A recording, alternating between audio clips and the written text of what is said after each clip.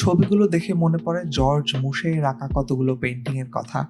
Late 19th সেঞ্চুরিতে শুরু হওয়া art nouveau movement থেকে গ্রাফিক ডিজাইন আর শেপের ইন্সপায়ারেশন স্পষ্ট ফুটে ওঠে কাজগুলোতে। আবার বেকসিমস্কি এর মতো একেবারে ডিস্টোপিয়া ইন্সপায়ার্ড পেন্টিংসও দেখা যায় ঠিক অন্য পাশে। ওকে, হ্যালো এভরিওয়ান, আমরা আজকে একটা এক্সিবিশন দেখতে আসছি আলিয়ান্স ফ্রান্সেসে। কেমন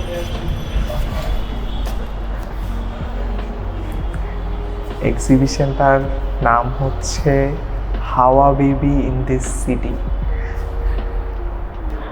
হাওয়া বিবি আসলে একটা ইমাজিনারি ক্যারেক্টার, আবার ফোকলোর থেকেও একটা বহু পুরানো ক্যারেক্টার, যেটা সব রিলিজিয়ন বা লোকাল ফোকলোর সবখানেই ছিল, প্রথম মানবী আর কি।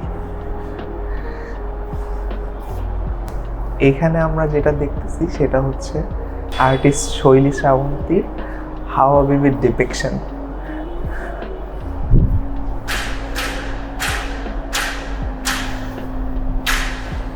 আসলে তো এক একটা কালচারে ফার্স্ট ওম্যান এক একভাবে ডিপিক্ট করা হয়। তো শৈলী শ্রাবন্তী হচ্ছে তার কাজে একটা নতুন ভাবে হচ্ছে হাওয়া বিবিকে ডিপিক্ট করেছে, এবং এভাবে কিন্তু আমরা কখনোই আগে দেখি নাই। একেবারে ঢাকার একটা অর্ডিনারি নারীর মতোই লাগে, মনে হচ্ছে চটের পাটির উপর অ্যাক্রিলিক দিয়ে করা।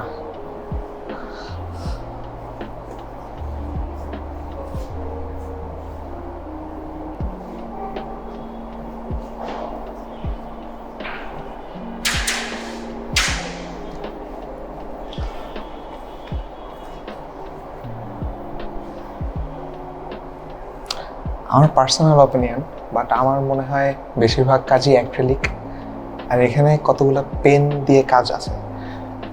এই আর্টিস্টের স্পেশালিটি আমার কাছে যেটা মনে হয়েছে গ্রাফিক শেপস। তো আপনি যদি দূর থেকে গিয়ে স্কুইন্ট করে আর্টটার দিকে তাকান, তাহলে দেখতে পাবেন আর্ট ওয়ার্কে উপস্থিত সব বড় বড় শেপগুলো খুব স্পষ্টভাবে বোঝা যায়। পৃথিবীটা যেন একটা দাবার ছক, আর তার ভিতরে বিবি হাওয়া ইজ জাস্ট আ পন। তো আমার ইনিশিয়াল থটস হচ্ছে যে the first woman on planet earth আর এখন আমাদের ঢাকা শহরের একটা নারীর জীবন, এর মধ্যে পার্থক্য বা মিল সেটা নিয়ে কাজ করছে। অনেক স্যাচুরেটেড হলেও কেমন যেন একটা গ্লুমি ভাব। ওয়াটার কালারের কাজগুলো মনে বেশ নাড়া দেয়। প্রথমে ভেবেছিলাম এটা উড, কিন্তু আসলে এটা উড না, এটা হচ্ছে ক্লের উপরে অ্যাক্রিলিক দিয়ে পেইন্ট করা। এখন এক্স্যাক্টলি ক্লেই কেন আর্টিস্ট পিক করলো সেটাও একটা কোয়েশ্চেন। আমার মনে হয় it has something to do with the idea যেটা হাজার বছর ধরে মানুষের মধ্যে আছে, যে মানুষও মাটির তৈরি। এখন এক্স্যাক্টলি 8:58 বাজে, আমাদের এক্সিবিশন শেষ হয়ে যাবে 9টায়।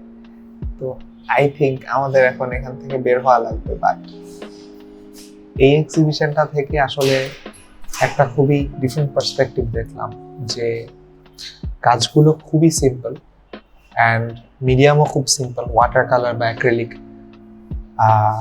কিন্তু কাজের পিছনে যে ফিলসফি সেটা আসলে শত শত বছর পুরনো। রিলিজিয়ন নিয়ে মানুষের, বা ইভেন বিফোর রিলিজিয়ন, যখন শুধু মিথ ছিল বা মানুষের নেচারের সাথে শুধু কানেকশন ছিল, প্রিমিটিভ যাকে বলে কলোনিয়াল ভাষায়, সেই সময়ের ফিলসফি নিয়ে কাজ করা। তো it's a bit complicated to comprehend. Well, that was it. Now let's leave the exhibition before they kick us out.